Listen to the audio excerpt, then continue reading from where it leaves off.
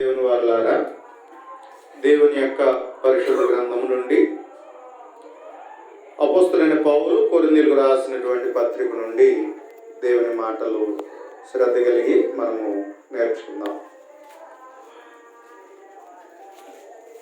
కొరింథీయులకు రాసినటువంటి 2వ పత్రిక 5వ అధ్యాయంలో 1 నుంచి 10 వచనాలు మనం చూసినప్పుడు, భూమి మీద మన గుడారమైన ఈ నివాసము శిథిలమైపోయినను చేతి పని కాక దేవుని చేత కట్టబడినదియు నిత్యమునైనదియునైన నివాసము పరలోకమందు మనకున్నదని ఎరుగుదుము.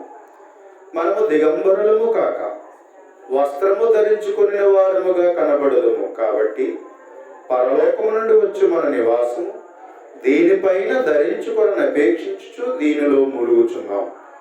ఈ గుడారంలోనున్న మన భారము మోసుకొని మూలుగుచున్నాం. ఇది తీసివేయవలనని కాదు, కానీ మత్యమైనది జీవము చేత మింగిలివేయబడినట్లు ఆ నివాసమును దీనిపైన ధరించుకొనగోరుచున్నాము.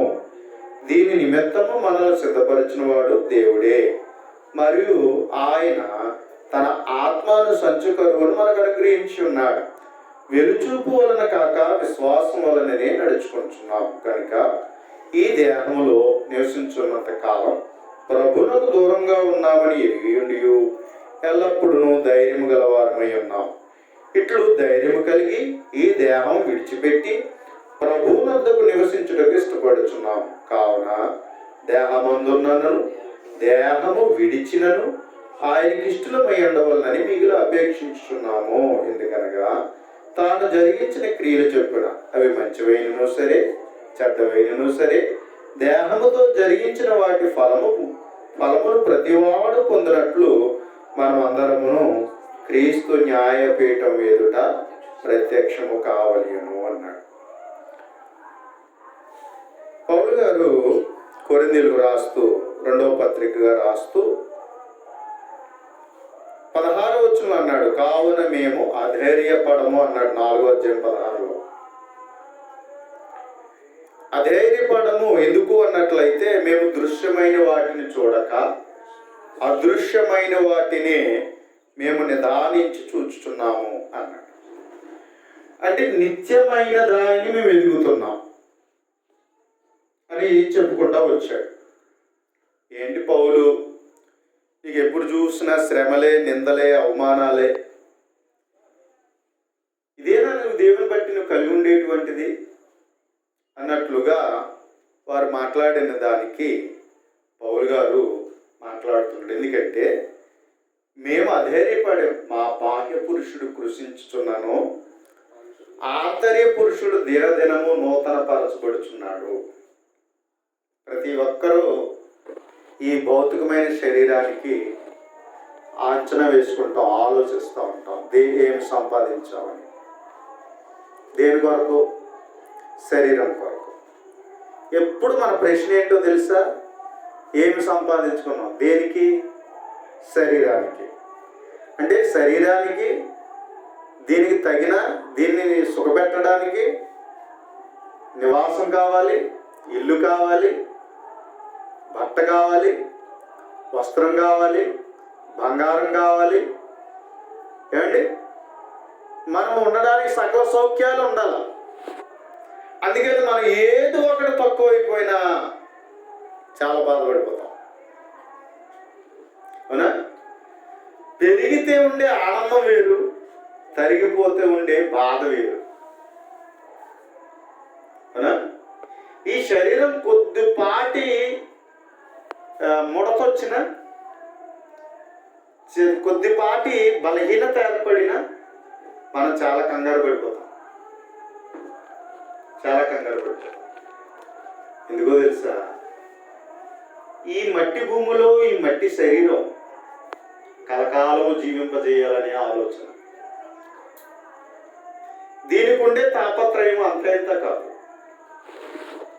కాబట్టి దీనికోసమే మనం ఆలోచిస్తూ దీని కొరకే ఎక్కువగా మనం జీవిస్తూ ఉంటాం. కానీ మొదట మాత్రం ఆయన రాజ్యాన్ని, నీతిని వెతికే వారిగా ఉంటాం. ఈరోజు ఎలా బ్రతకాలి, ఏం చేసుకోవాలి, ఏం సంపాదించుకోవాలని ఆలోచన చేస్తాం కానీ మొదట మాత్రం ఆయన రాజ్యాన్ని నీతిని వెతకాలని ఆలోచన మాత్రం మనిషికి రాదు. ఎవరిమైనా ఎక్కువనే లేచి ప్రార్థిస్తూ నాయన ఈరోజు నేను పరిశుద్ధంగా నీతిగా యథార్థంగా నీ చిత్తానుసారంగా బ్రతికి నాయన అని అడుగుతామా? ఈరోజు చేసుకునే పరిపాట్లు దీవించు నాయన, మా కష్టాన్ని దీవించు, ఆర్థికంగా దీవించు, నా రాకపోకల్లో తోడుకుంటూ నా కుటుంబాన్ని చల్లగా దీవించు. ఎక్కువ శాతం మనం ఎక్కువగా భౌతికంగానే అడుగుతాం కానీ ఆత్మీయంగా అడగం.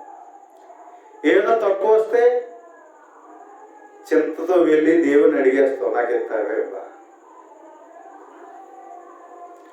కానీ ప్రియమైనటువంటి దేవుని వారలారా, క్రైస్తవుడు తన జీవితంలో తను ఆత్మీయముగా తను ఆలోచించాలి. ముందు వారం మనం గ్రహించాం, శారీరకంగా చస్తేనే ఆత్మీయంగా బ్రతుకుతాం. శారీరకంగా బ్రతకాలనుకుంటే ఆత్మీయముగా చచ్చిపోతాం. ఈ రెండింటికి రివర్స్, వ్యతిరేకత. అదే పౌలు గారేమో తన బాహ్యమైన శరీరం కోసం ఆలోచించడం లేదు కానీ తన ఆంతర్య పురుషుడు దినదినము నూతన పరుచుకోవాలని, దానిని బట్టి ఆయనకి ఏముంది? ధైర్యం ఉంది. చాలామంది శరీరాన్ని బట్టి ధైర్యాలు ఉంటాయి, చాలామందికి శరీరమును బట్టి ధైర్యాలు ఉంటాయి, కానీ ఆత్మీయంగా ఎవరికైనా ధైర్యం ఉంటుందా? ఎవరికైనా ధైర్యం ఉంటుందా? ఎవరైనా సరే ఈరోజు నీ జీవితంలో ఒకవేళ మరణమే కానీ లేక ప్రభు రాకడే కానీ వస్తే అని ప్రశ్న వేసుకుంటే మనం ఏ సమాధానం చెప్తాం? దేనికి సమాధానం? ప్రభు వస్తే ఆత్మీయమైనటువంటి ధైర్యం మనకులో ఉంటుందా? ఆత్మీయమైనటువంటి ధైర్యం మనకు ఉంటుందా? ఎస్, ప్రభు వస్తే ఒకవేళ మరణం వచ్చిన నేను పరలోకానికి వెళ్ళిపోతాను, నేను అది స్వతంత్రించుకుంటాను, ఆ ధైర్యం నాకు ఉందని ఎవరికైనా ఉందా?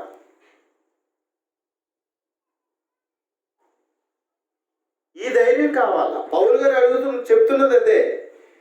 మేము అధైర్యపడము అంటున్నాడు. మేము అధైర్యపడము, ఎందుకంటే దినదినము నూతన పరచబడుచున్నాడు. శరీరానికి మెరుగులు దిద్దినట్లుగా నీ ఆత్మీయ ఎదుగుదల కొరకు ఏమైనా ఆలోచిస్తున్నావా? నీ ఆత్మీయమైనటువంటి క్షేమాభివృద్ధి కొరకు ఏమైనా ఆలోచిస్తున్నావు అంటారా? నేను కూడా ప్రశ్నించుకోవాలి. మిమ్మల్ని ప్రశ్నించడమే కాదు, ఆ ప్రశ్న నేను కూడా వేసుకోవాలి. కనుక అందుకని ఏం చెప్తున్నాడు అంటే, భూమి మీద మన గుడారమైన ఈ నివాసము శిథిలమైపోతుంది. ఏదైనా శిథిలమైపోతుంది.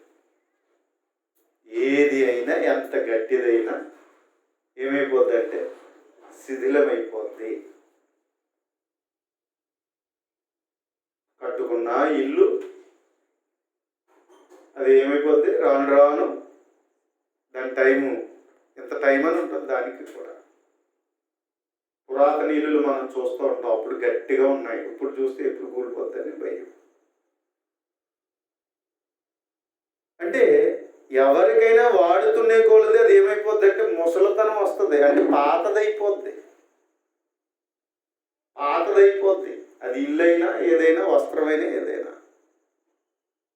వాడుతూ ఉంటే దానికి టైం ప్రారంభమైందంటే ఒకరోజు ముగింపు ఉందని, శిథిలావస్థకి వెళ్ళిపోద్దని. వస్త్రమైతే చిరిగిపోయే స్థితికి వెళ్తుంది, ఒక బిల్డింగ్ అయితే కూలిపోయే దశకి వెళ్తుంది, శరీరం అయితే ముడతలు పడుతూ మరణానికి దారితీస్తుంది.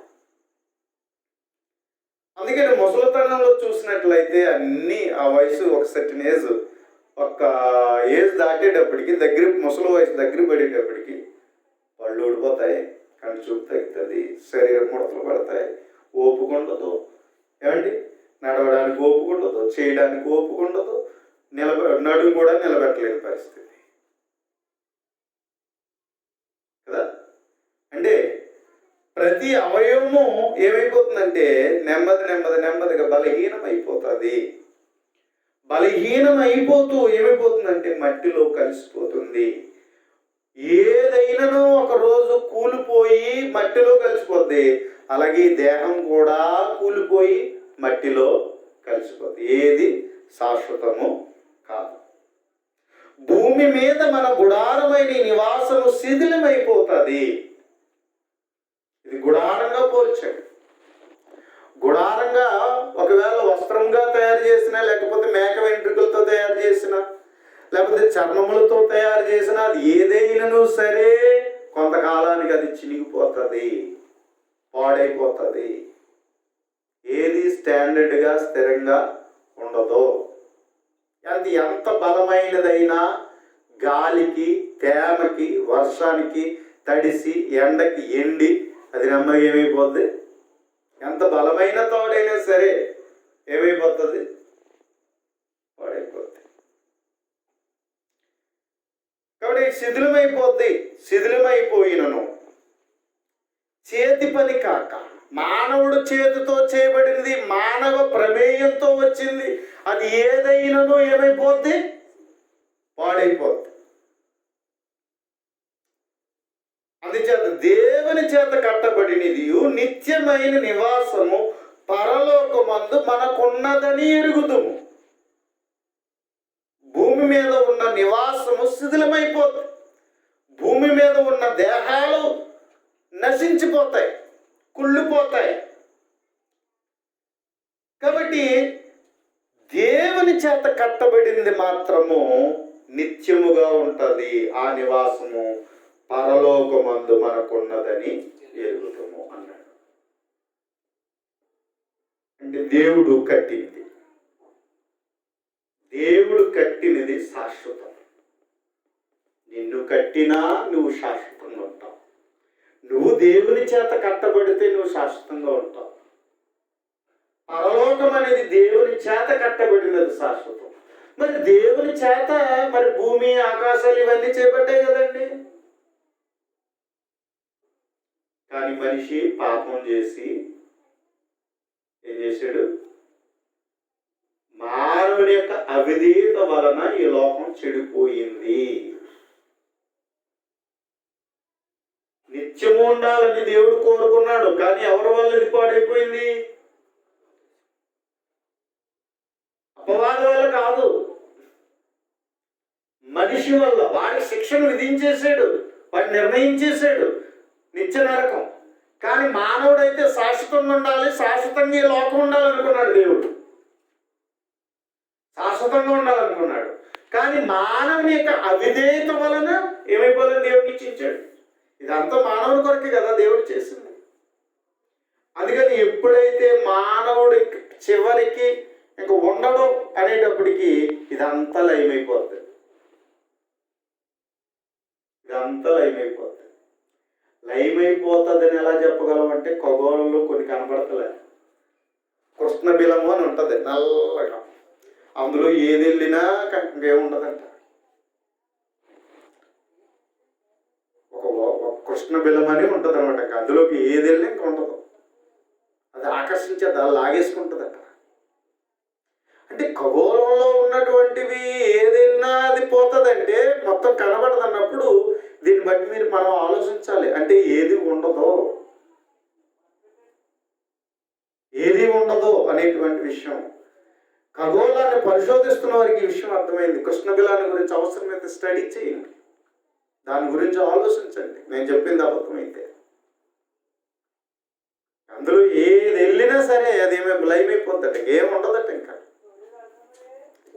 అందుకని ప్రియమైనటువంటి దేవుని వల్ల అలాగే ఈ సృష్టికి కూడా టైం అయిపోతున్నట్లుగా మనం వింటున్నాం. శిథిలమైపోతాయి. కానీ మరలా దేవుడు కట్టాడు. అందుకే నీ కొరకు స్థలాలు సిద్ధపరచడానికి ప్రభు అయినటువంటి యేసుక్రీస్తు పునరుత్థానుడై వెళ్ళాడు, పరలోకానికి వెళ్ళాడు. ఎందుకు వచ్చాడు? ఎందుకు చనిపోయాడు? ఎందుకు ఆయన సమాధి చేయబడ్డాడు? ఎందుకు మరణం నుండి తిరిగి లేచి మరలా ఎందుకు పరలోకానికి ఎక్కిపోయాడు అంటే ఇదొక ప్రాసెస్. ఎందుకో తెలుసా? ఈ లోకంలో నువ్వు ఎంతకాలం ఇక్కడ ఉన్నా,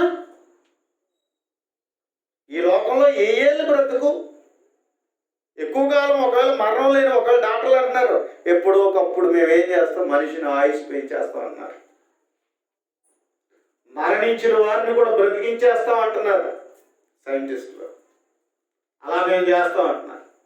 ఒకవేళ చేసిన ఏముంది ఈ లోకంలో, ఈ పాపిష్టి లోకంలో ఏముంది? సుఖం ఉండదు, సంతోషం ఉండదు, ఆనందం ఉండదు. ఎంతకాలం బ్రతికి మరణం లేదు, బ్రతుకున్నా ఒకడు ఏమంటాడు, ఒరే బాబు నేను భరించలేనురా అంటాడు. ఎందుకురా నేను బతుకుంటే వాళ్ళకి ఏమి ఉపయోగం అంటాడు చివరికి. అలాంటిది లోకం, అవునా? కాబట్టి ఒకవేళ బ్రతుకుదాం అనుకున్నా ఈ లోకంలో ఏమీ లేదు.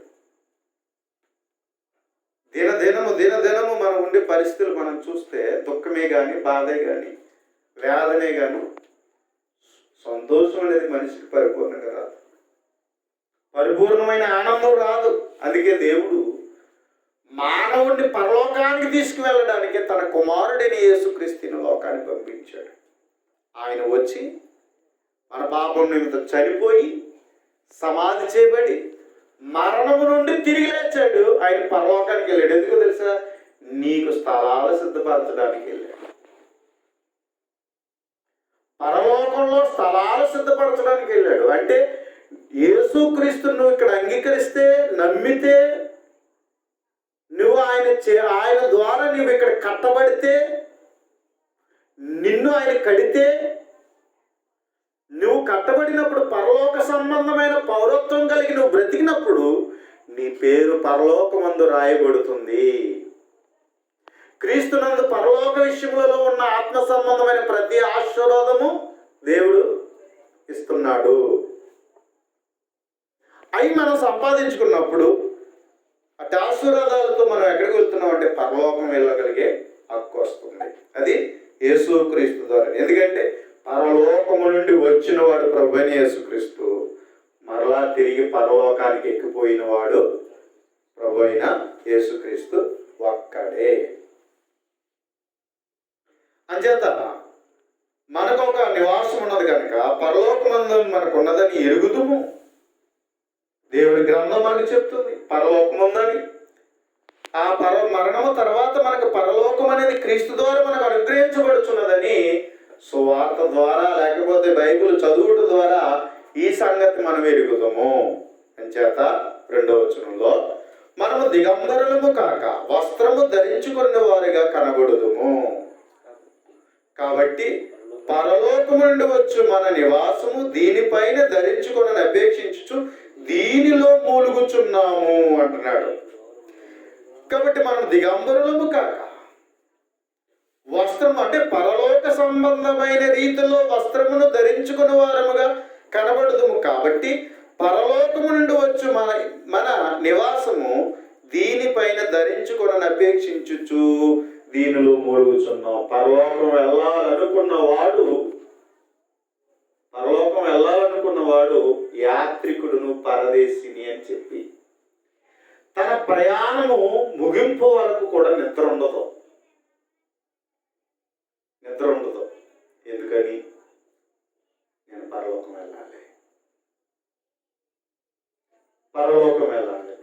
వెళ్ళాలంటే తన ప్రయాణం కొనసాగించబడాలి.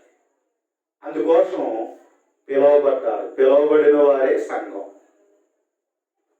దేవుడు పరలోక సంబంధమైన పిలుపు యేసుక్రీస్తు ద్వారా ఇచ్చాడు. హెబ్రీ పత్రిక 3:1 ప్రకారంగా ఎవరి ద్వారా? యేసుక్రీస్తు ద్వారా పరలోక సంబంధమైన పిలుపు ఇచ్చాడు. ఈరోజు ఎవరైతే సువార్త విన్నారో, సువార్త విని విశ్వసించి మారు మనసు పొంది బాప్తిసం పొందారో వాళ్ళు పరలోకపు సంబంధమైన పిలుపులో పాలుపంపులు పొందినవాళ్ళు.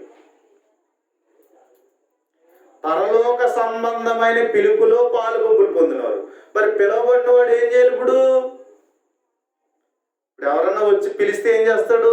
అక్కడి నుంచి ఎవరైతే పిలిచారో ఆ పిలుపుకు తగినట్లుగా ఏం చేస్తాడు?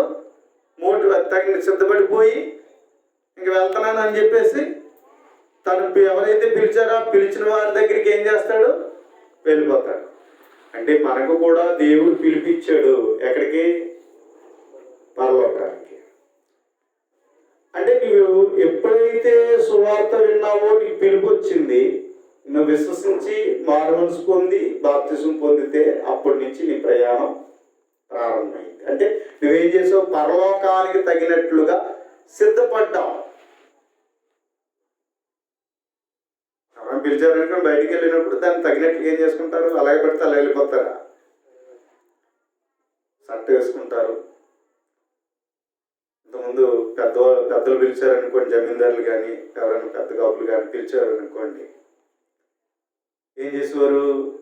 సరే వస్తాండ్రా బాబాని, ఎంత పని ఉన్నా సరే అక్కడ ఇడిచిపెట్టేసి పెద్ద ఆయన పిలిచిన తర్వాత మొత్తం అన్నీ తీసుకుని, అందుకు కావాల్సిన కండువ, కావాల్సినటువంటి వస్త్రం తీసుకుని, అవసరమైతే కర్ర చెప్పులు వేసుకుని ఏం చేసేవాడు? మొత్తం పళ్ళన్నీ పక్కన పెట్టేసేసి అమ్మ పిలిచాడు ఎలా పోతే బాగోదు అని చెప్పేసి వెళ్ళిపోవడం మనం చూస్తున్నాం. మరి ఈరోజు మనం కూడా లోకంలో చచ్చిపోయి క్రీస్తుతో కూడా లేపబడి మనం ప్రయాణం ప్రారంభమైంది ఎక్కడికి? పరలోకానికి. అంటే నేను ఇక్కడి నుంచి నేను ఎవరిని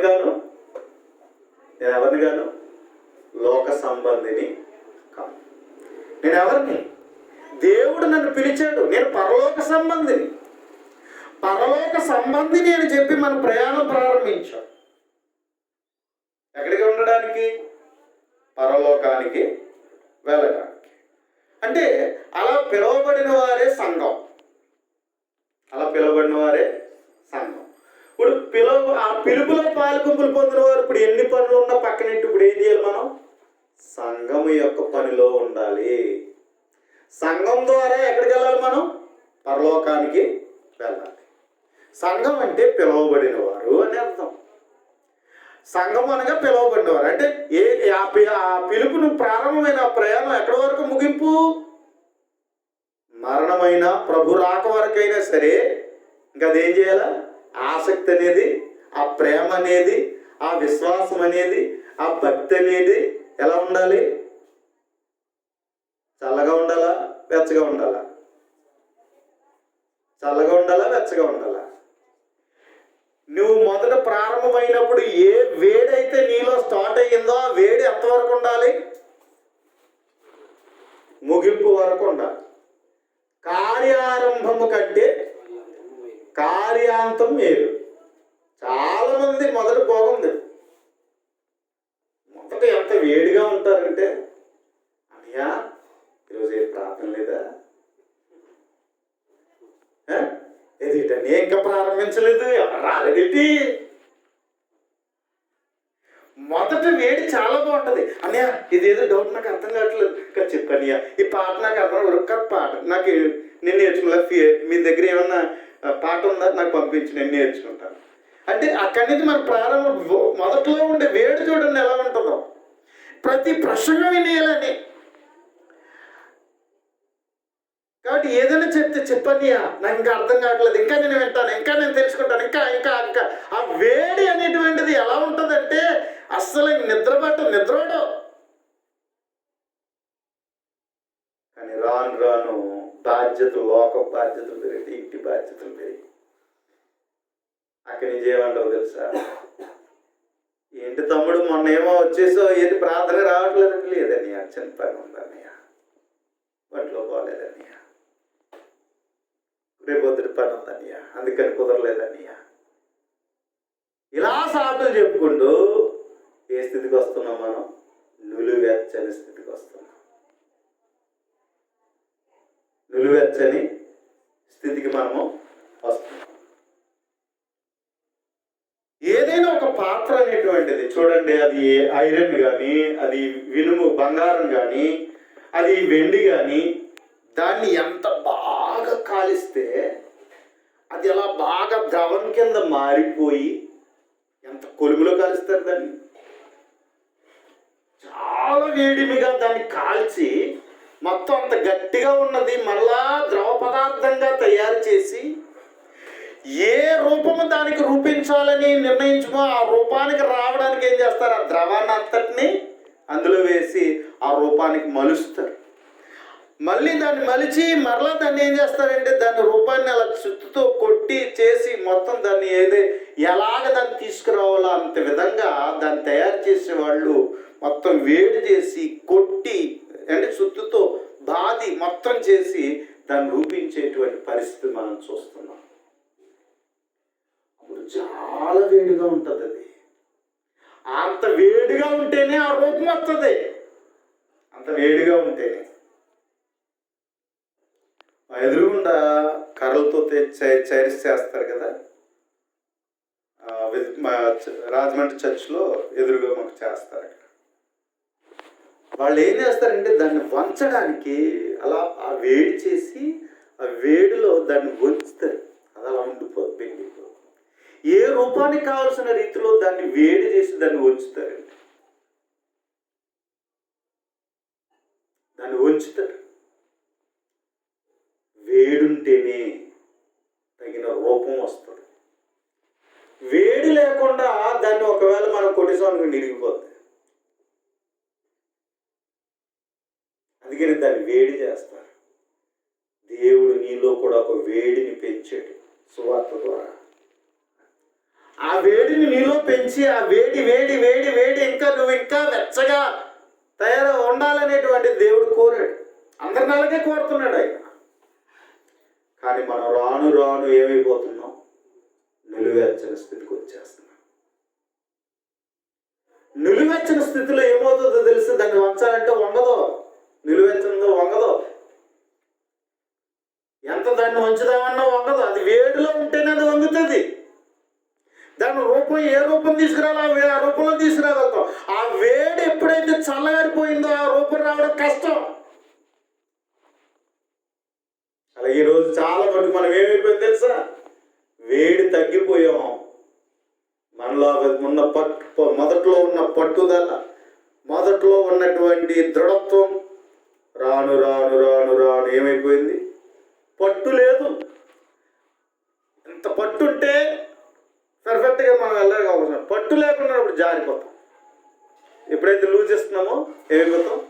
జారిపోతాం. ఈరోజు మన పరిస్థితుల్లో దేవుడు మనం పిలిచాడు.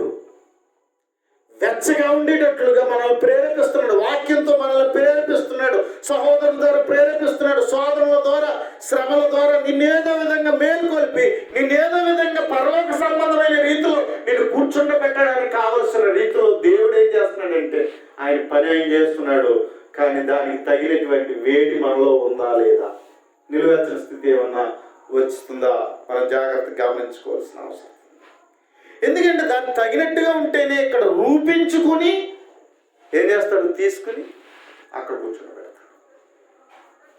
సర్వసాధారణంగా ఎంత వేడి చేస్తే దానిలో ఉన్నటువంటి మస్ట్ ఏదైతే ఉందో, దానిలో ఏదైతే ఉందో మొత్తం క్లీన్ అయిపోతుంది. బంగారాన్ని ఎంత శుద్ధి చేస్తే అంత స్వచ్ఛమైన బంగారం వస్తుంది. వెండిని ఎంత స్వచ్ఛంగా 7 మార్లు శుద్ధి చేస్తారట దాన్ని, అప్పుడు అంత స్వచ్ఛమైన క్యారెక్టర్ అవుతుందట.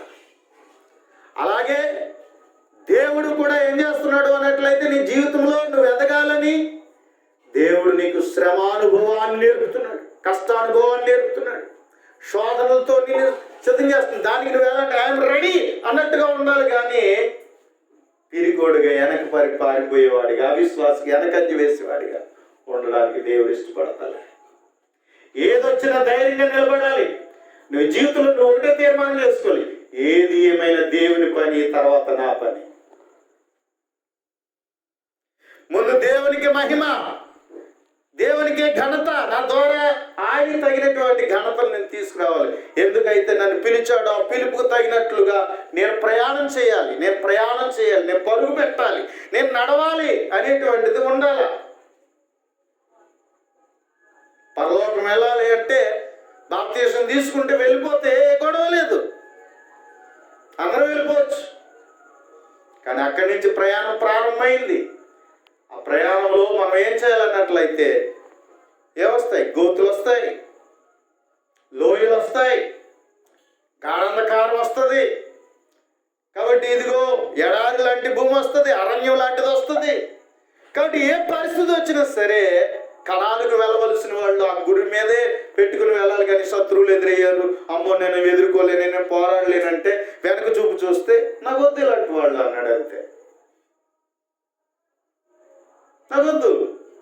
ఇదిగో విశ్వసించి ధైర్యంగా ఉండి పూర్ణ హృదయంతో వెంబడించిన ఆ ఇద్దరు చాలు నాకు అన్నాడు అంతే. ఆ ఇద్దరు చాలు నాకు అన్నాడు అంతే. ఈరోజు నీ జీవితంలో నా జీవితంలో కూడా దేవుడు కోరేది అదే.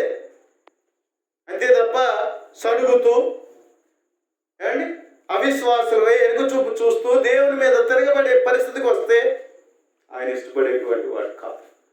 నేను క్రైస్తవుణ్ణి, నేను పిలువబడ్డాను, దేవుని కుమారుని. నేను ఎప్పుడైతే బాప్తిసం పొందానో నాటి నుండి నేను ఎవరినైనట్లయితే దేవుని కుమారుని, నేను పరలోక సంబంధిని, పరలోక పౌరత్వం కొరకు ఏం చేయాలంటే మూలగాలి.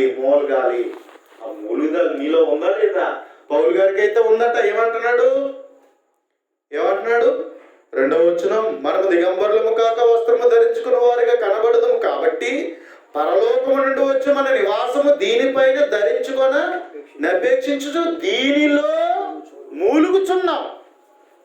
ఈ మూలుగు ఉండాలి, ఈ పట్టుదల ఉండాలి. కార్యారంభము కంటే కార్యాంతం మేలు.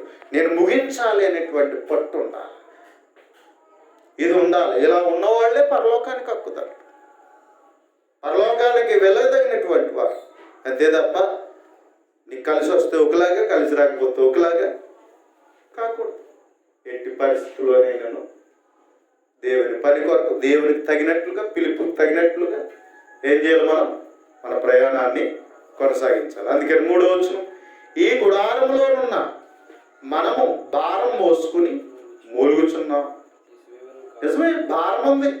ఎవరికి ఉండే కష్టాలు వాళ్ళకు ఉన్నాయి, ఎవరికి ఉండే బాధలు వాళ్ళకు ఉన్నాయి, ఎవరికి ఉండే సమస్యలు వాళ్ళకు ఉన్నాయి, ఎవరికి ఉండే చింతలు వాళ్ళకు ఉన్నాయి, ఎవరికి ఉండే దుఃఖం వాళ్ళకు ఉంది, ఎవరికి ఉండే బాధ వాళ్ళకు ఉంది. ఏమండి లేకుండా లేదు. కొంతమందికి ఆర్థిక ఇబ్బందులు ఉన్నాయి, కొంతమందికి అనారోగ్యాలు ఉన్నాయి, అండ్ కొంతమందికి కొన్ని కుటుంబ సమస్యలు ఉన్నాయి. అవునా? ఎవరికి ఉండేటువంటి సమస్యలు, ఎవరికి ఉండే ఉద్యోగ సంబంధమైన సమస్యలు, పని సంబంధమైన సమస్యలు, ఎవరికి ఉండేటువంటి సమస్యలతో ఉన్నారు. నాకుండే సమస్యలు నాకున్నాయి, మీకుండే సమస్యలు మీకున్నాయి, ఎవరికి ఉండే సమస్యలు వాళ్ళకు ఉన్నాయి. అయితే ప్రియమైనటువంటి వాళ్ళరా, ఈ భారమే. కానీ ఈ భారం మోసుకుని ఎలాగోలాగా ఏం చేయాలి? ఎన్ని భారాలున్నా ఎక్కడికి వెళ్ళిపోవాలా? పరలోకం వెళ్ళిపోవాలి. పరలోక సంబంధంగా నా బ్రతుకును తీర్చిదిద్దుకోవాలి. ఎంత కష్టం వచ్చినా నేను పరలోక సంబంధంగా ఉండాలి, ఎంత హింస వచ్చినా పరలోక సంబంధంగా ఉండాలి, నాకు ఎంత నష్టం వచ్చినా నేను పరలోక సంబంధంగా ఉండాలి, ఎంత అవమానం వచ్చినా నేను పరలోక సంబంధంగా ఉండాలి. లోకమే నాకు ఎదురు తిరిగినా సరే నేను పరలోక సంబంధంగా. 6,03,550 మందిలో 2 మాత్రం అన్నప్పుడు వాళ్ళందరూ పోతూ ఉన్నప్పుడు, అయ్యలారా ఇది కుదరదు, మనం వెళదాం, ఇదిగో దేవుడే మనల్ని నడిపిస్తాడని చెప్పి వాళ్ళు ఎదురాడినప్పుడు వాళ్ళిద్దరిని చంపేయాలనుకున్నారు కదా యేసువ కాలేబుల్ని. అయినప్పుడు వాళ్ళు ధైర్యం ఇచ్చిపెట్టారా? బ్రతిమలాడుకున్నారు, వస్త్రాలు చింపేసుకున్నారు. వాళ్ళని ఎలాగోలాగా వాళ్ళతో పాటు ఎక్కడ తీసుకెళ్ళాలనుకున్నారు? కనాను దేశాన్ని. కానీ మేము ఎలా ఐగుప్తుకి వెళ్ళిపోతామన్నారు వాళ్ళు. అయినా ఊరుకున్నారు వాళ్ళు. కానీ ఈ ఇద్దరిని దేవుడు చూశాడు, వీళ్ళే ప్రవేశిస్తారన్నాడు అంతే. అది కావాలి దేవునికి, మనలో అది కనిపించాలి దేవునికి. అంతే తప్ప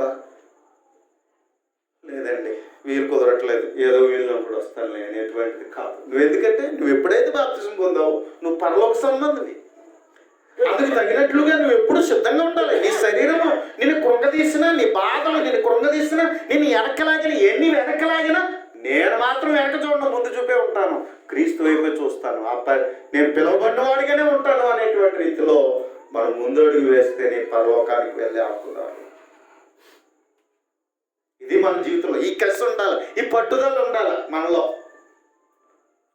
పట్టు అనేది జారిపోయిందంటే అదో పాతాళానికే. మనం ఏం చేయమంటే ప్రమాదంలో చిక్కుకున్నామండి. ఆ ప్రమాదం నుండి తప్పించుకోగలిగేటువంటి రీతిలో దేవుడు మనకి తను చెయ్యి అందించాడు. అయితే మనం ఆయన చేయబట్టుకుని అలాగే ఉండాలి. కానీ అబ్బబ్బ లాదు నేను ఒక భారం ఎక్కువైపోయిందని చెప్పేసి ఒకవేళ ఏమాత్రం చేయించి పెట్టేస్తే ఏమైపోద్ది? ఇంకా వెళ్ళిపోతాం కిందకి. మనం ఎప్పుడు కూడా దేవుని మీద పట్టుకుని ఉండాలి, ఆయన హత్తుకుని ఉండాలి. మనం విడిచిపెట్టేవారు అనకూడదు. అందుకే ఎగ్జాంపుల్ చెప్తారు, కోతిపిల్ల తల్లి కడుపును అది ఎంత ఎదుగునా ఎంత ఉరికినా అలాగే పట్టుకుని ఉండాల. అది విడిచిపెట్టిందా ఇంకా అంతటితో వదిలేస్తుందట. అందుకని అది అలాగే పట్టుకోవాలట. ఎంత కొమ్మల మించి ఎన్ని విధాలుగా ఉరికినా ఎన్ని చేసినా అది అలాగే అమ్మ కడుపును అట్టుకోవాలి, అంతే తప్ప దాన్ని విడిచిపెట్టకూడదు. మనం కూడా అంతే, దేవుణ్ణి అలాగే పట్టుకోవాలి, అలాగే పట్టుకోవాలా, అలాగే హత్తుకోవాలి దేవుణ్ణి. ఇది మనకు ఉండవలసిన విశ్వాసం. అందుకని పౌలు గారు ఏమన్నాడంటే మూలుగుచున్నామని చెప్తున్నాడు. మనం భారం మోసుకొని మూలుగుచున్నాం. ఇది తీసివేయాలని కాదు కానీ మధ్యమైనది జీవము చేత మృంగివేయబడినట్లు. జీవము చేత మృంగివేయబడాలి. మరణము చేత మృంగివేయడం కాదు, జీవము చేత మృంగివేయబడాలి. మనలో ఆ విధమైన జీవాన్ని సంపాదించాలి.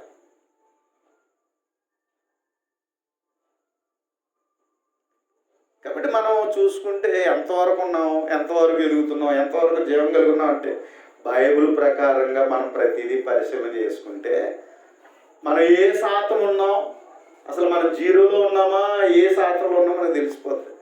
ఎవరిగా పరిశీలనగా చేసుకుంటే ఆ పరిశీలన ఉండాలి. ఇప్పుడు కూడా పరిశీలన ఉన్న వాళ్ళకి నేను చాలా దేవుళ్ళు వెనకబడిపోయాను, నేను ఇంకా ఎదగాలి, ఇంకా ముందుకు ఉండాలి, ఒక విధమైనటువంటి రీతిలో ముందుకు వెళ్ళడానికి ప్రయత్నం చేస్తాను. పరిశీలన లేనివాడు ఏమనుకుంటాడు, నేను బాగానే ఉన్నాను అనుకుంటాడు, నేను బాగానే ఉన్నాడు అనుకుంటాడు, మత్తుగా ఉంటాడు, ఏదైనా సరే బాగానే ఉన్నాను అంటాడు. కానీ ఎప్పుడు తెలుస్తుంది, ఎప్పుడు తెలుస్తుంది? ఇక్కడ కళ్ళు మూసి అక్కడ కళ్ళు తెలిసింది, ఇక్కడ ఉన్నానేంటి, నేను ఇక్కడ ఉన్నానేంటి, అప్పుడు అంటాడు నేను అలా చేశాను ఇలా చేశాను, ఇదేంటి నేను ఇక్కడికి వచ్చేసాను ఏంటంటే నువ్వు కళ్ళు మూసుకుని నువ్వు నిద్రపుచ్చుకున్నావు. నువ్వు ఎప్పుడూ మెలకు తెచ్చుకోలే. క్రైస్తవుడు అనే మెలకు అనేది నువ్వు ఎప్పుడూ తెచ్చుకోలేదు. వెలుగు సంబంధమనే ఆలోచన లేకుండా నువ్వు ఉన్నావు. తర్వాత కళ్ళు తెరిస్తే ఏంటి ప్రయోజనం? అందుకనే దేవుడు ఎప్పటికప్పుడు క్రైస్తవుడు ఏం చేసుకోవాలా, పరిశీలన చేసుకునేవాడిగా ఉండాలి.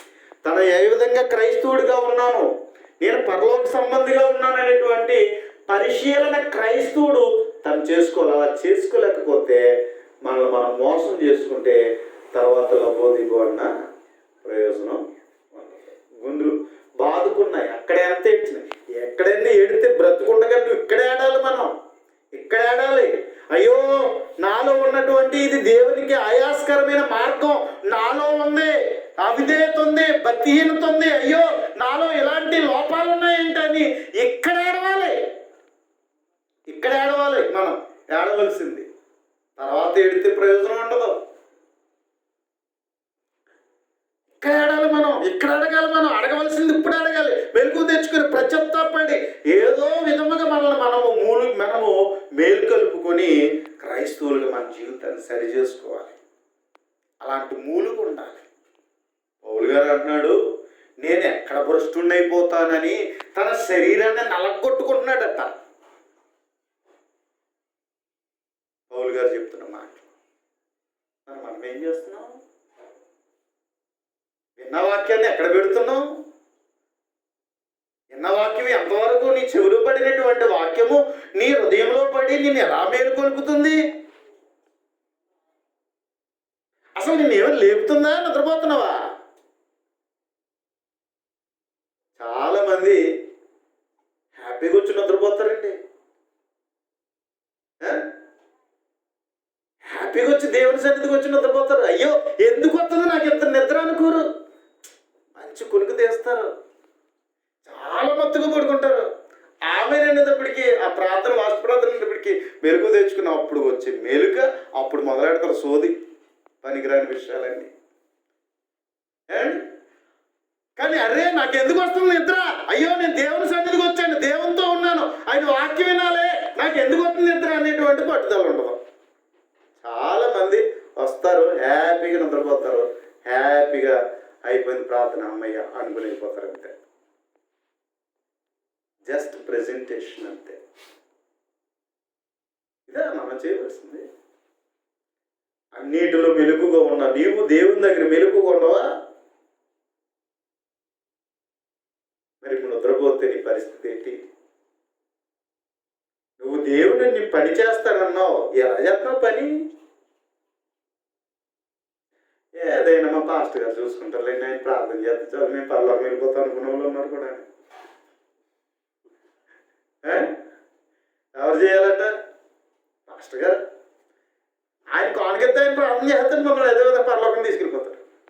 ఆ చనిపోయిన రోజున వచ్చి కదా అంత ప్రార్థన చేస్తే పరలోకం వెళ్ళిపోతాను అనుకున్నట్టున్నారు. ఏదో ఈజీ అనుకుంటున్నాం కదా. ఎంత బద్ధకంగా క్రైస్తవులుగా, ఎంత బద్ధగస్తులు అండి మనం, ఎంత సోమరి వాళ్ళు అండి మనం. ఎక్కడుంది మూలుగు? మూలుగు లేదు. మూలుగుచున్నామా? లే, మూలుగట్లే.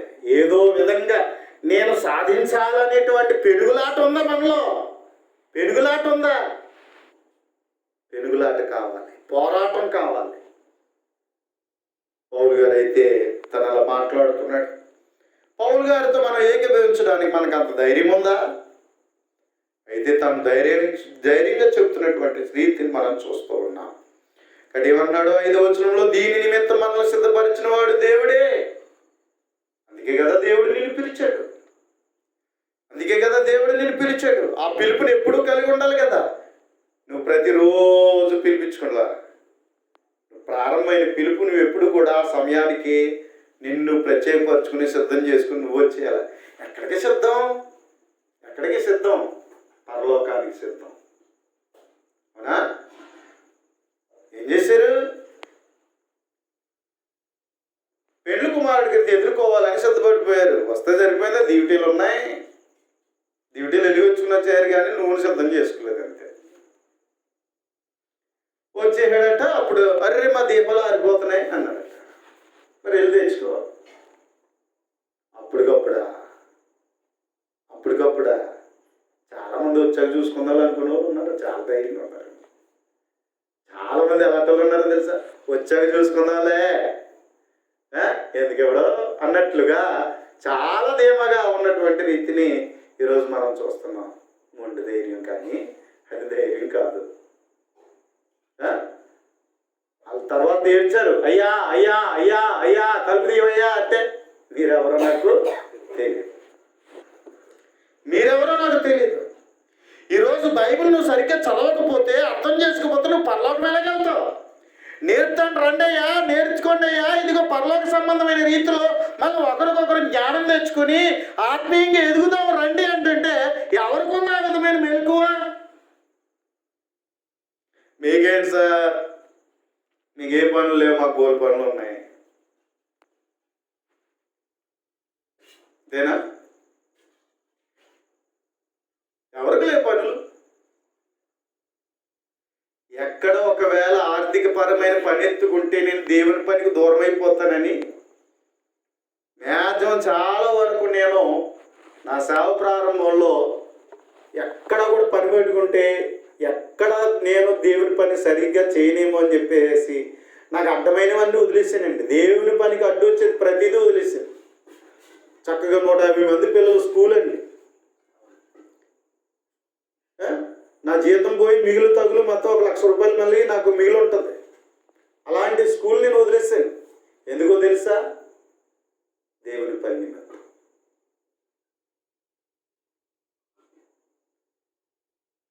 కాబట్టి ఎందుకు అన్నట్లయితే నా ఆతృతిది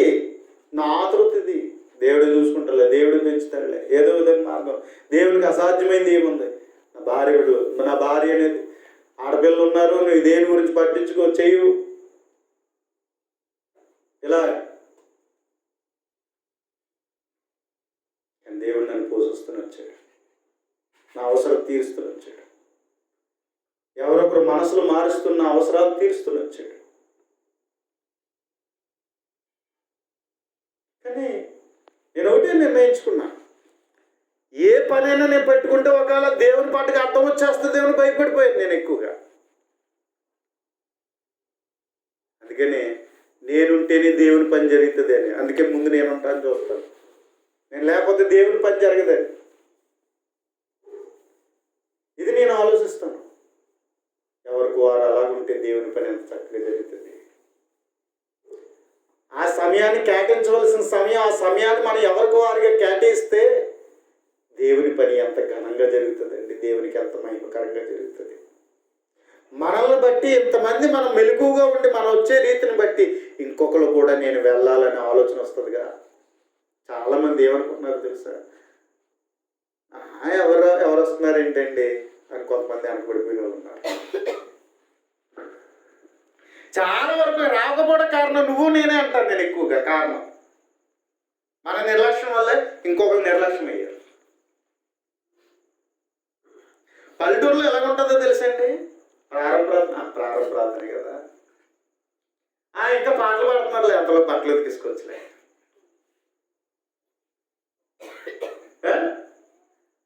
ఇప్పుడే ప్రారంభించినట్టున్నారు వాక్యం, వెళ్దాంలే పర్లేదు అని అనుకుంటూ కొంతమంది ఏం చేస్తూ ఉంటారంటే ప్రార్థన మధ్యలో వచ్చే వాళ్ళు ఉన్నారు, వాక్యం మధ్యలో వచ్చిన వాళ్ళు ఉన్నారు. ఏదో వెళ్ళి కనబడ లాస్ట్ ప్రార్థన చేయించుకుంటే బాగుంటుంది కదా అనే ఉద్దేశంతో కూడా వచ్చిన వాళ్ళు ఉన్నారు. దీన్ని బట్టి ఎవరికి వారిగా ఎవరో రాలేదు కదా అని మొత్తం ఎవరు లేకుండా ఉన్నారు. అంటే ఒకరికొకరు ఏం చేసుకుంటున్నాం మనం, ఒకరి నిర్లక్ష్యాన్ని బట్టి మరొకరు నిర్లక్ష్యంగా. కొంతమంది ముందు వచ్చేస్తారండి, అందరికన్నా పాపం చాలా బాగా వస్తూ ఉంటారు ప్రారంభంలో. నేను వెళ్ళిపోయిన ఏం చేసేది ఏముంది, ఎవరు రాలేండి అని పాపం వచ్చిన వాళ్ళు కూడా, ఆసక్తికి వచ్చిన వాళ్ళు కూడా ఏమైపోతున్నారు, వెనక్కి వెళ్ళిపోతున్నారు. ఎవరికే దాని కారకులు అంటే ఈ వారం వెళ్ళకపోతే ఏముందో వచ్చేవారు వెళ్దాం అనుకుంటే, అలా ఎవరికి వారు అనుకుంటే ఎవరుంటారు? ఒక విధంగా దేవుని పని పాడు చేస్తున్నది మనమే.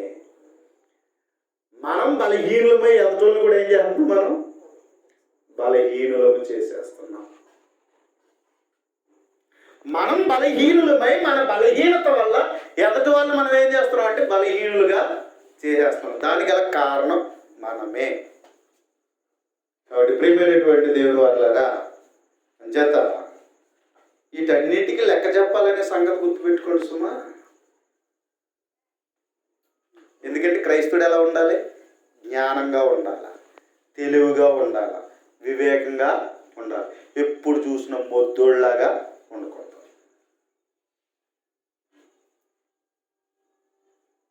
ఎలా ఉండాలి, జ్ఞానంగా ఉండాలి. అన్ని విషయాల్లో, కుటుంబ విషయంలో, జీవిత విషయంలో, పిల్లల విషయంలో, ప్రతి విషయంలో క్రైస్తవుడు ఎలా ఉండాలి, జ్ఞానంగా ఉండాలి, మెలకువగా ఉండాలి.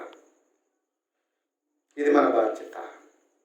దీని నిమిత్తం మనల్ని సిద్ధపరిచిన వాడు దేవుడే, మరియు ఆయన తన ఆత్మను సంచుకరువును అనుగ్రహించున్నాడు. ఏమండి, ఇంకా మనల్ని బలపరచడానికి, మనకి సహాయం చేయడానికి, ఆదరించడానికి ఆదరణకర్త అయినటువంటి పరిశుద్ధాత్ముడిని సంచుకరువుగా ఇచ్చాడు, బజానాగా ఇచ్చాడు.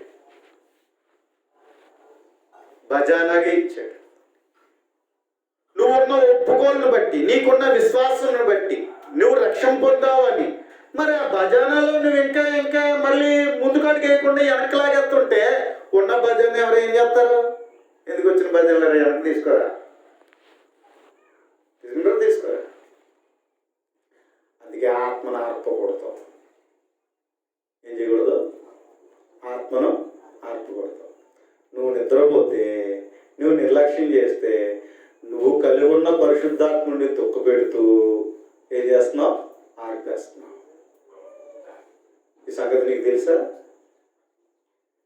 పోనీలే పర్వాలేదు నువ్వు అనుకుంటున్నావు కానీ, నీ కారణాలు నువ్వు ఎత్తుకుంటున్నావు కానీ, నీలో ఉన్నటువంటి పరిశుద్ధాత్ముడు దేవుడు సంచుకరువుగా ఇచ్చి, భజానాగా ఇచ్చి, నిన్ను పరలోకానికి నడిపించదగిన రీతిలో పరిశుద్ధాత్ముడి యొక్క నడిపింపు నీకు ఇచ్చి, ఆత్మలు నడిపించి దేవుడు కుమారులుగా ఉండేటట్లుగా దేవుడు తన ఆత్మనిస్తే, ఒకవేళ నీవు నిర్లక్ష్యం చేస్తే పరిశుద్ధాత్మను దుఃఖపరిచి నువ్వేం చేస్తున్నావు? పరిశుద్ధాత్మని ఆర్పేస్తున్నావు. మీరు ఎలాగెళ్తా పరలోకానికి? ఎలాగెళ్తా పరలోకానికి? అందుకే అందుకని దేవుడైతే మనకేమిచ్చాడు? ఆత్మను సంచుకొని మనకి అనుగ్రహించి ఉన్నాడు. ఆత్మ సహాయం వల్ల ఏం చేయాలి? మనం మన ఆత్మీయతను బలపరుచుకోవాలి, ఆత్మీయ ఎదుగుదలను సాధించుకోవాలి. అంచేత 6వ వచనంలో వెలుచూపు వలన కాక విశ్వాసం వలనే నడుచుకొనిచున్నాము అన్నాడు. వెలుచూపు వలన కాక విశ్వాసం వల్లనే నడుచుకుంటున్నాం. ఆ విశ్వాసం ఎలా ఉండాలి? దృఢంగా ఉండాలి. ఏమంటే విశ్వాసం ఎలా ఉండాలి? నీ విశ్వాసం ఎప్పుడు పోరాడుతూ ఉండాలి కానీ ఏం చేయకూడదు. మిలిటరీలో ఉంటారు, కావలి వాళ్ళు ఉంటారు. ఎలా ఉండాలి? వాళ్ళు ఎలా ఉండాలి? మెలుగుగా ఉండాలి, వాళ్ళు ఎలక్ట్గా ఉండాలి. అసలు చిన్న కునుకుపాటు కూడా తీయకూడదు ఆ డ్యూటీలో.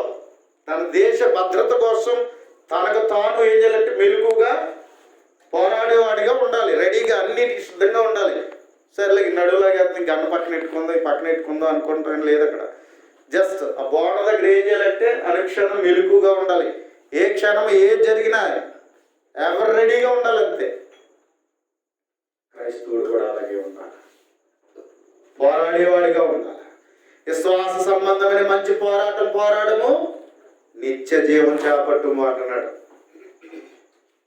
ఏమంటే హెబ్రీ పత్రిక 3వ అధ్యాయం, హెబ్రీ పత్రిక 3వ అధ్యాయం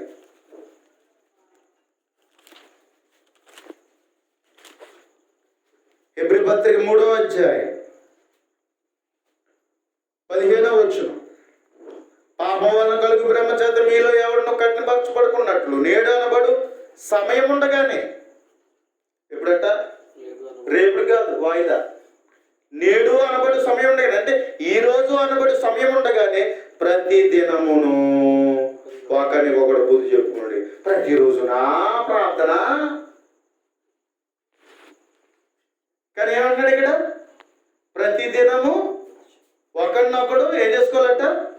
బుద్ధి చెప్పుకోవాలి. ప్రతి దినము ఒకరినొకడు బుద్ధి చెప్పుకోండి.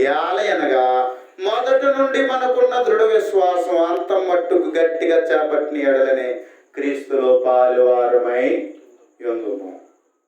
ప్రతి దినము ఒకరినొకడు బుద్ధి చెప్పుకోవాలి. ఎందుకంటే మొదట ఉన్న మనకున్నటువంటి దృఢ విశ్వాసం ఎంత మట్టుకు సాగించాలట? ఎంతవరకు? అంతము మట్టుకు గట్టిగా చేపట్టిన ఎడలనే ఎక్కడ ఉంటామంట? క్రీస్తులో ఉంటాం. అంటే కొంతమంది గొప్ప చెప్పుకుంటారండి, మొదట్లోనండి బైబిల్ చదువునండి, ప్రార్థనకి వెళ్ళేవాడినండి. మరి ఇప్పుడు ఏమైపోయింది? మొదట్లో బాగానే చదువు, ఓకే. మొదట్లో దేవుని సన్నిధికి 2-3 గంటలు ఉన్నాం, ఓకే. కాదంటే ప్రతిరోజు ప్రార్థనకి వెళ్ళావు. మరి ఇప్పుడు ఏమైపోయింది? నీ భక్తి, నీ విశ్వాసం ఏమైపోయింది? అంటే చల్లబడిపోయావా? నిలువెచ్చిన స్థితి వచ్చిందా? అంటే లేదు అంటున్నావు. అంటే ఇప్పుడు ఏం లేదు నీకు? ఆ వేడి చల్లగారిపోయినట్టే కదా, నిలువెచ్చిన స్థితికి వచ్చినట్టే కదా. కాబట్టి ఒకవేళ నీలో అలాంటి మాటలు వస్తున్నాయేమో చూడండి, ఒకవేళ అలా ఉన్నావేమో చూడండి. ఆ మొదట్లో ఉన్న తీరు లేదేమో, కానీ దృఢ విశ్వాసం ఎంతవరకు ఉండాలి? అంతం మట్టుకు గట్టిగా చేపట్టుకోండి. చేపడితేనే ఎక్కడ ఉంటామంటే మనం క్రీస్తులో ఉంటాం. 10వ అధ్యాయం 37వ వచనం.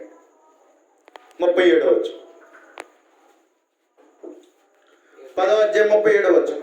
ఇక కాలము బహు కొంచెముగా ఉన్నది, వచ్చుచున్నవాడు ఆలస్యము చేయకవచ్చును. నా ఎదుట నీతిమంతుడైన వాడు విశ్వాసం మూలంగా జీవించును గాని అతడు వెలుగు తీసినట్లయితే, వెలుగు తీసే విధానం నీలో వస్తే, అది ప్రారంభమైతే వెలుగు తీసిన ఎడల అతని యందు నా ఆత్మకు సంతోషం ఉండదు అంటున్నాడు.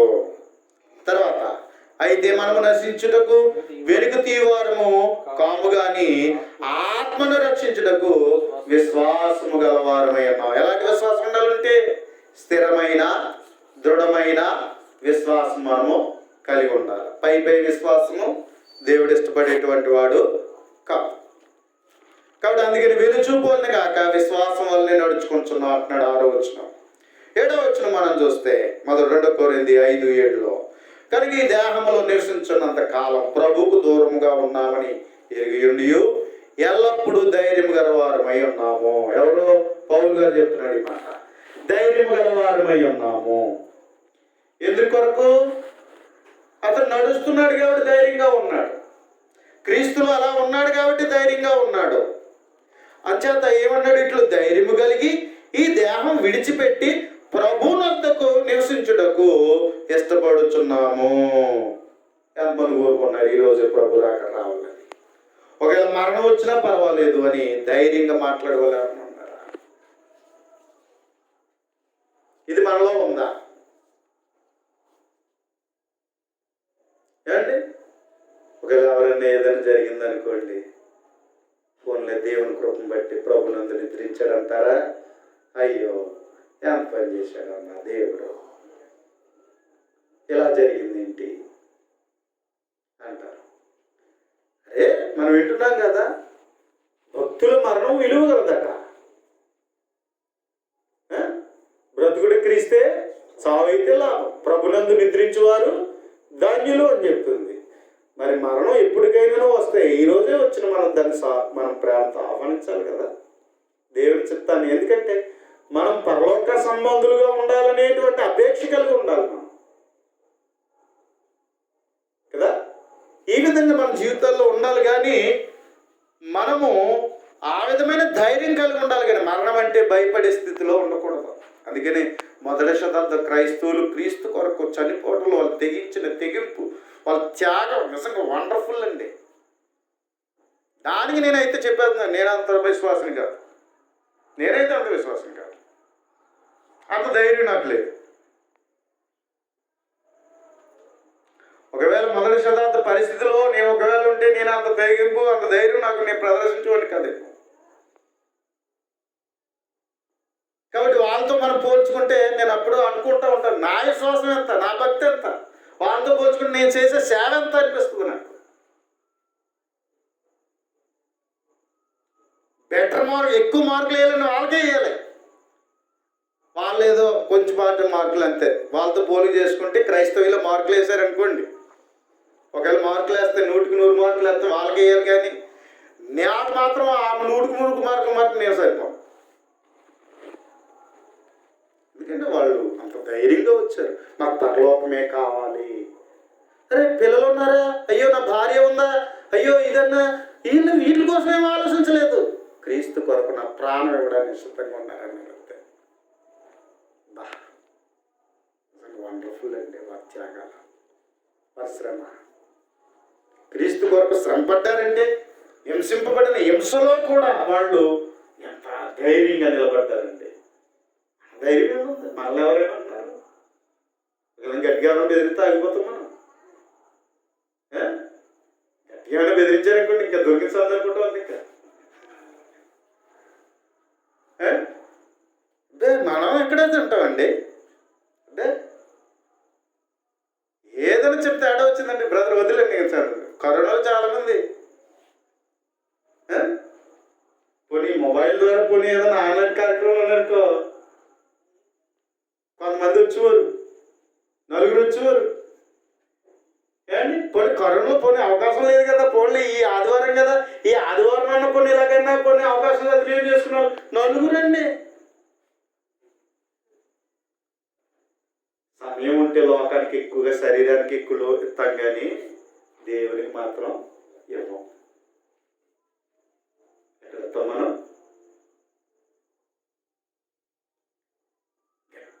గట్టిగా ఒక అరగంట ఒక 5 నిమిషాలు 10 నిమిషాలు పెరిగిందంటే మొఖాలు మాడిపోతాయి. ఇటు వదలలేదు, పెంచేద్దాం ఇంత టైం అని. అవునా? లిమిట్గా ఉంటాం మనం ఎంత. కాబట్టి ప్రియమైన వాళ్ళారా, పౌలు అయితే చెప్తున్నాడు, నిజంగా వండర్ఫుల్.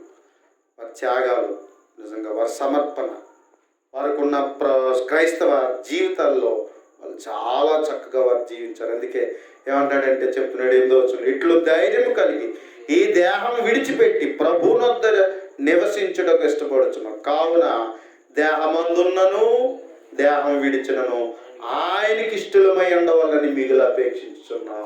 ఈరోజు ఎంతమంది ఇష్టలుగా ఉన్నాం? ఒక ఆదివారం వెళ్తేనే ఇష్టంగా ఉన్నామని ఫీల్ అయిపోతున్నాం. ఆ ఆదివారం అయినా ఏదో కేటాయించి వస్తాం అంతే. అవునా? మళ్ళీ మధ్యలో నేను గమనిస్తున్నాను, ఎక్కువగా ఆదివారమే వస్తున్నారు, చాలా ఫుల్గా వచ్చేస్తారు ఆదివారం.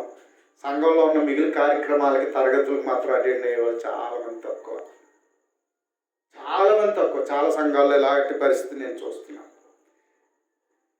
కాబట్టి ఇంట్రెస్ట్ అనేటువంటిది అంతవరకు. ఎంత ఇష్టంగా ఉన్నారు అన్నట్లయితే, ఇష్టం అనేటువంటిది తాత్కాలికం చేస్తున్నారు కానీ పూర్తిగా భక్తిని కలిగి ఉండేటువంటి రీతిలో ఈరోజు చాలామంది ఉండలేకపోతున్నారు. కాబట్టి అందుకని 10వ వచనంలో, ఎందుకనగా తాను జరిగించిన క్రియలు చొప్పున అవి మంచివైనను సరే చెడ్డవైనను సరే దేహముతో జరిగించిన వాటి ఫలమును ప్రతివాడు పొందినట్లు మనమందరము క్రీస్తు న్యాయపీఠం ఎదుట ప్రత్యక్షము కావలియును అన్నాడు. తాను జరిగించిన క్రియ మంచిదైనా సరే చెడ్డదైనా సరే దేవునికి ఏం చెప్పాలా? ఒకరోజు మనం లెక్క చెప్పాలి. అడిగిన దానికి జవాబు ఉంటుందా మన దగ్గర? నేను తీర్పు తీర్చేది ఏంటో తెలుసా? ఈరోజు నువ్వు ఏ వాక్యం అయితే వింటున్నావో, ఏది చదువుతున్నావో, నీ జీవిత కాలంలో ఏమైతే ప్రకటించబడిందో ఈ వాక్యమే నిన్ను తీర్పు తీరుస్తుంది. మరి విన్న వాక్యం నీలో ఎంతవరకు ఫలించో? 30% ఉందా? 60% ఉందా? 100% ఉందా? మంచి నేలలో పడినటువంటి విత్తనము ఎలా ఫలం రావాలి? 30, 60, 100 అంటావు. మరి ఈరోజు వాక్యం వింటున్నావు, నీలో ఎంత ఉంది శాతం? విని మర్చిపోతున్నామా? వీళ్ళు పక్కన ఏదో వినాలి కాబట్టి కాల్ చెప్పి వినేసి వెళ్ళిపోతున్నామా? ఎంతవరకు న్యాయం చేస్తున్నావు? ఎంతవరకు ఫలింపు వస్తుంది మనలో? 30, 60, 100?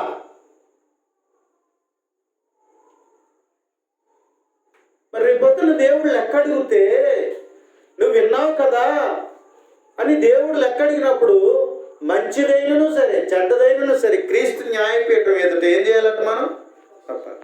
కొంతమంది అనుకుంటున్నారు, అంటే ఇంతమంది ఉన్నారు కదా, ఇంతమందిలో తీర్పు తీర్చడానికి టైం ఎక్కడ కుదురుతుంది? ముందు 10 మందిని గట్టిగా అడుగుతాడు, తర్వాత మందిని వదిలేస్తాడు. అందులో నేను తప్పించుకుంటానులే. మనం ఇలాంటి తెలివైన, ఎందుకంటే స్కూల్లో జరుగుతుంది కదా, మొదలు బెంచ్ వాళ్ళు గట్టిగా అడుగుతారు, ఆ తర్వాత లాస్ట్ బెంచ్ దగ్గరికి వచ్చేటప్పటికి అంత గట్టిగా అడగరు. స్కూల్లో జరిగినట్టుగా జరిగిపోద్ది. కొంతమంది హోంవర్క్లు ఏం చేస్తారు తెలుసా? ఆ పై నోట్స్లో ఒకటి గట్టిగా చూస్తారు, కింద నోట్స్ మాల్ టికెట్ ఇచ్చేస్తారు. అలా జరిగినట్టుగా జరుగుతుంది అనుకునే వాళ్ళు ఉన్నారు. లేదండి, ప్రియమైనటువంటి ఇన్ని నేను చేశాను కదా, ఇన్నిట్లో దేవుడు అన్ని గుర్తుపెట్టుకుని నాకు తీర్పు తీర్చేస్తాడా? నేను ఒకటా రెండా చేసినవి? అబ్బో చాలా లెక్క. ఇన్ని లెక్కలు ఉన్నాయి కాబట్టి దేవుడు ఇవన్నీ గుర్తుపెట్టుకుని నాకు శిక్ష విధించేస్తాడా అన్నారు. కానీ ప్రియమైనటువంటి దేవుని వల్ల రేపటి పత్రిక 4:13 ఏం చెప్తున్నదో తెలుసా? 4:13 ఏం చెప్తుందో తెలుసా? ఆయన దృష్టికి కనబడిన సృష్టము ఏదియూ లేదు. కనబడిన సృష్టము ఏదీ లేదు. మనం ఎవరికి లెక్క ఒప్పజెప్పవలసి ఉన్నదో ఆ దేవుని కన్నులకు సమస్తమును మరుగు లేక తేటగా ఉన్నది. దేవునికి మరుగంటూ లేదు. ఏమండి, ఇన్ని చేసి వీటన్నిటిని పట్టించుకొని పోషిస్తున్నాడా లేదా? చిన్న పురుగు నుండి ఏమండి, పక్షులు, జంతువులు, వీటన్నిటిని, చేపలు, వీటన్నిటిని దేవుడు ప్రతి వాటి ఆకలి తీర్చడానికి ప్రతి జీవికి ఆయన లెక్కలో ఉన్నాయంట. మన తల వెంట్రుకలు ఆయన లెక్కలో ఉన్నాయంట. మరి మనం చేసేవి లెక్కలో ఉండవా? అధిక తెలివితేటలు ప్రదర్శిస్తాం మనం. ఇలాంటి విషయంలో ఆ పరలోకం ఎక్కడుందండి మీరు చెప్పుకొచ్చారు అనేవాళ్ళు ఒకరు, ఆ నరకం ఎక్కడుందండి మీరు చూసిస్తారా అనేవాళ్ళు ఒకరు. మరికొందరు అయితే ఇంకా తెలివైన వాళ్ళు ఏమన్నారు తెలుసా? ఆ దేవుడు అక్కడ ఉన్నాడండి మీరు చూసారా, మీకు కనబడ్డా అనేవాళ్ళు. కాబట్టి ఇంకా తెలివి, ఇలాగా మనం అధిక తెలివి ప్రదర్శిస్తూ మనం ఏం చేస్తామంటే దేవుడు చెప్పిన దానికి వంకరగా మాట్లాడేవాళ్ళు మనం, వంకరగా ఆలోచించేవాళ్ళు మనం. కానీ దేవుడు రాయించిన మాట వాస్తవం, అది సత్యం. దేవుడు చెప్పినట్లుగా జరుగుతుంది. బైబిల్ చెప్పినట్లుగా జరిగినటువంటి ఇవన్నీ మనం చూస్తున్నాం, జరిగాయి. దేవుడు చెప్పిన ప్రతి ప్రవచనం నెరవేర్చబడింది. ఖచ్చితంగా దేని గురించి ఆయన చెప్పాడో అలా నెరవేర్చబడింది. ఏ జన్మల గురించి చెప్పాడో అలా నెరవేర్చబడింది. ప్రతిదీ నెరవేర్చబడింది. కాబట్టి ప్రతిదీ ఆయన ఏం చెప్పాడో అది ఖచ్చితంగా నెరవేర్చబడింది. కాబట్టి వాక్యం సత్యం. కాబట్టి తీర్పు జరుగుతుంది. తీర్పు జరుగుతుంది. ఆ తీర్పులో మనం ఉంటే భయంకరం. దేవుని చేతిలో పడుట భయంకరం. కాబట్టి జాగ్రత్త. అందుకని మన క్రియలు మనం దిద్దుకోవాలి. దేవుని దగ్గరికి వచ్చి దేవుని బ్రతిమలాడుకొని దేవుని సహవాసములో మంచి అలవాట్లు నేర్చుకోవాలి. మంచోళ్ళతో సహవాసం చేస్తే మంచి అలవాట్లు వస్తాయి. చెడ్డవాళ్ళతో సహవాసం చేస్తే చెడ్డ అలవాట్లు వస్తాయి. నువ్వు ఎంతగా దేవునితో సహవాసం చేస్తావో అంతగా మంచి అలవాట్లు నీకు వస్తాయి. దేవుని సహవాసానికి దూరం అవుతే ఎందుకు బైబిల్ తరగతి? జ్ఞానులతో సహవాసం చేయవాడు జ్ఞానం గలవాడు అవుతాడట. ఏం సంపాదించడానికి వచ్చాం మనం? ఏం సంపాదించడానికి వచ్చాం? దేవుని జ్ఞానాన్ని సంపాదించడానికి వచ్చాం. మనం అందరము దేవుని జ్ఞానంలో జ్ఞానులు అవ్వాలని. ఇలా జ్ఞానులతో సహవాసం చేస్తే మనకేమొస్తుంది? దేవుని జ్ఞానము వస్తుంది. అంటే అంతకంతకు మంచి అలవాట్లు మనలో రావడానికి. ఒకటి చెప్తున్నానండి, నువ్వు చెడిపోవడానికి చెడు సహవాసమే కారణం. ఈరోజు నువ్వు మంచిగా మారాలి అన్నట్లయితే దేవునితో సహవాసము చెయ్యాలి. వాక్యం చదవాలి, వాక్యం నేర్చుకోవాలి, వాక్యమును దీర్ఘంగా ఆలోచించాలి. అలా దేవుని మాటను ఎక్కడ పెట్టుకోవాలి? హృదయములో పెట్టుకోవాలి. ఎందుకు? నీ ఎదుట నేను పాపం చేయకున్నట్లు నా హృదయములో నీ వాక్యము ఉంచుకుని. అంటే ఎంత నేర్చుకుంటే, ఎంత హృదయపూర్వకంగా ధ్యానం చేస్తే అది హృదయంలో పడి మన అలవాట్లు మారుతాయి. నువ్వు ఎంత పాపాత్ముడు అయినా సరే నీ అలవాట్లు మారుతాయి. వాక్యాన్ని ప్రేమించిన వాడు మంచి అలవాట్లు కలిగి ఉంటాడు. అందుకని మనం దేవుని ఎందుకే మనము ఈ రీతిగా తరగతులకు ప్రాముఖ్యత ఇవ్వడానికి గల కారణం అదే, మంచిగా మారడానికి. ఎందుకంటే దేవుడు ప్రతి క్రియను దేవుడు ఏం చేస్తాడు? తన తీర్పులో అడుగుతాడు. అందరిని అడుగుతాడు. ముందే సెపరేషన్ వచ్చేది. కుడివైపున ఉన్నవాళ్ళు, ఎడమవైపు ఉన్నవాళ్ళు, మేకల్లాగా గొర్రెల్లాగా. అప్పుడు అంటారంట, ఇదేంటి నేను మేక గుంపుల్లో ఉన్నాను, నేను బాప్తిసం పొందాను, దేవుని సన్నిధికి వెళ్ళాను, సత్యవాక్యం నేర్చుకున్నాను, ఏం తెల్ల తెలిసిండు కూడా నన్ను ఇక లెక్కేంటేసారు ఏంటి అని అనుకుంటే అప్పుడు ఆ రోజు అడుగుతారట. అడిగితే ఆయన ఏమంటాడు? లెక్క చెప్పవలసిన దేవుని కంటికి ప్రతిదీ స్పష్టమే కదా. నీ సహోదరులు అయితే సాకులు చెప్పి తప్పించుకోవచ్చు. నీ తెలివితేటలు ప్రదర్శించి అబ్బో అది కాదన్నయ్యా, ఇది కాదన్నయ్యా, సోదరి ఇలాగా అలాగా అని చెప్పేసి మనం ఎక్కడైతే మొత్తానికి ఏదో గ్యాంబ్లింగ్ చేయొచ్చు. ఆయన దగ్గర ఎక్కడ కుదురుతుంది? న్యాయపీఠం ఉంది. ఆ న్యాయపీఠం భయంకరమైనది. అది కుడివైపు ఉంటే ఆశీర్వాదం, ఎడవైపు ఉంటే శాపగ్రస్తులు. రేపు పొద్దున్న అమ్మా నేనంటే దేవుణ్ణి నమ్ముకోలేదు, నేనంటే దేవుణ్ణి తెలియక నేనేదో ఉన్నాను, ఇప్పుడు నువ్వు కూడా నాతో పాటు వచ్చేసేటి అంటే వాళ్ళకే సమాధానం చెప్పాలి. వాళ్ళకే సమాధానం చెప్పాలి. ఆ తర్వాత ఇంకొకడు, అరే నేను చర్చి కంటే వెళ్ళాను, నాకు సత్యవాక్యం తెలియక నాకు సరిగ్గా చెప్పక నేను ఇలా తగలడ్డాను, నువ్వేదో సత్యం అన్నా చెప్పావు కదరా, నువ్వు కూడా ఎలా వచ్చేసేటి నాతో పాటు అంటే వాళ్ళకే సమాధానం చెప్పాలి. అవునా? ఎంతమందికి సమాధానం చెప్పాలో చూడండి. చాలా మటుకు మనం ఏమంటావు తెలుసా? బైబిల్ చదవండి బ్రదర్, యేసు ప్రభుని నమ్ముకోండి బ్రదర్, ప్రార్థనకు రండి బ్రదర్ అని మనం అందరికీ చెప్తాం. మరి నువ్వేమో ఉన్నావు?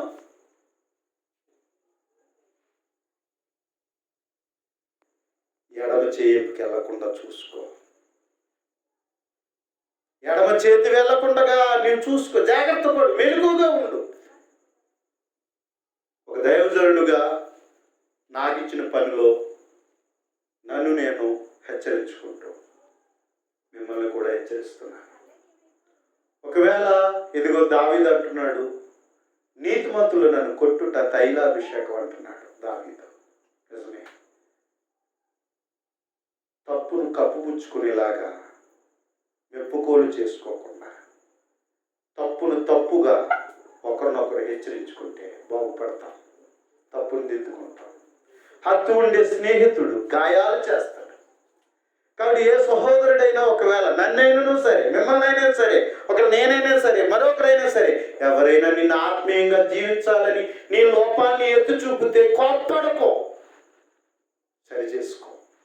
నా సహోదరుడు నా మేలు కొరకే చెప్పాడు, నన్ను హెచ్చరించాడు, అయ్యో నాలో ఈ లోపం ఉన్నదా అని చెప్పేసి మనలో మనం హెచ్చరించుకుని సరి చేసుకుందాం. ఎవరికి వారుగా. ఒకవేళ అన్నాడేంటి, నాకన్నా పెద్ద క్రైస్తవుడు ఏంటి, నిన్న కాక మొన్న వచ్చాడు నాకు చెప్తున్నాడు ఏంటి అనుకోక, నేను సీనియర్ని జూనియర్ అడగడం ఏంటి అన్నట్లుగా ఉండక, ఎవరు నేను అడిగినా వెంటనే ఒకటి గుర్తించాలి, అయ్యో నాలో ఉన్న లోపమేత, నాలో ఉన్న అవిధేయత అని చెప్పేసి దేవుని ఎదుట ప్రత్యుత్తాపం తెచ్చుకొని మారు మనసు పొందవలసిన వారమే ఉన్నాం. కనుక ప్రియమైన వారులారా, మన అందరం పరలోకం వెళ్ళడానికి మన ప్రయాణం. ఆ పిలుపులు పాల్పొందులు పొందాం. మరి నువ్వు నేను ఎలా ఉన్నా? కాబట్టి మెలకు తెచ్చుకుందాం. సమర్థించుకోకు. సమర్థించుకుంటే చాలా కష్టం. అందులో చాలా మనం కప్పేసుకుంటాం. సమర్థింపులో కప్పేసుకుంటాం. అతిక్రమంలో దాచిపెట్టేవాడు వర్ధిల్లడు. వర్ధిల్లపోవడానికి గల కారణం కప్పేసుకుంటాం మేము. చాలా మంది ఆత్మీయత ఎదుగలేకపోతున్నాను బ్రదర్, నేను ఎప్పుడు చూసిన ఎలా ఉన్నానంటే, నిన్ను నువ్వు సమర్థించుకుని నీ వర్ధిల్లతను కోల్పోతున్నావేమో. వర్ధిల్లపోవడానికి గల కారణం అదేనేమో. నీ వర్ధిల్లత అంటే శారీరకంగా చూడకో, నీ ఆత్మీయత, నీ లోపాలు, నీ బలహీనత అర్థం చేసుకో. కాబట్టి అందుచేత నువ్వేం చేయాలన్నట్లయితే, నీ ఆత్మీయత కొరకు నువ్వేం చేయాలి అన్నట్లయితే, నీ లోపాలను దేవుని ఎదుట ఒప్పుకుంటే దేవుడు నీ జీవితాన్ని దిద్దుతాడు. దేవుని దగ్గర ఎప్పుడు కప్పుకోకూడదు, ఒప్పుకొని విడిచిపెట్టాలి. నాలో ఆయాస్కరమైన మార్గం ఇది ఉందని ఆయన, ఈ అలవాటు ఉందని ఆయన, ఈ బలహీనత ఉంది ఆయన, నేను విడిచిపెట్టడానికి సహాయం చేయాలి. దేవుని ఎదుట కన్నీటితో వేడుకుంటే, ప్రత్యత్తాపం చెందితే దేవుడు మన జీవితాన్ని దిద్దుబాటు ఇస్తాడు. అటు రీతిగా మనం మారడానికి ఒప్పుకుందాం. దేవుడు తగినట్లుగా ఆత్మీయతగా ఎదుగుదాం. శ్రద్ధ మీ అందరికీ ప్రార్థన చేసుకుందాం.